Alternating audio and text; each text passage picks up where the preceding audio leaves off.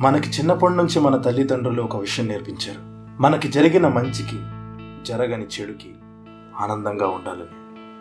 Dear girls, be grateful. వాడు పెట్టిన ఘాట్లు ఎలాగో ఎవరికి కనపట్లేదుగా. Be grateful. He was just harassing you online. Be grateful. వాడు మీ వెంట పడుతున్నాడంతే, మీద పడట్లేదు.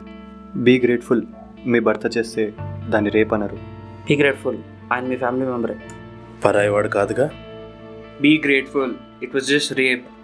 Be grateful. ఆ టైంలో మీరు మత్తులో ఉన్నారు, మీకేం గుర్తుండకపోవడం మీ అదృష్టం. Be grateful. ఊహ తెలియని వయసులో జరిగిన దాన్ని ఎవరు పట్టించుకోరు. Dear boys, it's time to be grateful. Be grateful. We didn't have to grow up early. Be grateful. మన బట్టల్ని బట్టి మనల్ని ఎవరూ జడ్జ్ చేయట్లేదు. Be grateful. మనల్ని మన అమ్మ కడుపులో ఉండగానే చంపేయట్లేదు. Be grateful. మనకి ఏ టైంలో అయినా రోడ్డు మీద తిరిగే స్వేచ్ఛ ఉంది. Be grateful. No means no. Be grateful.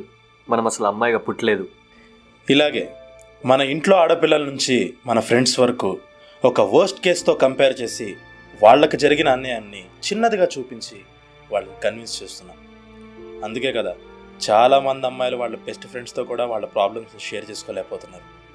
తప్పుకి సైజు ఉండదు, అది కేబీ అయినా జీబీ అయినా తప్పు తప్పే.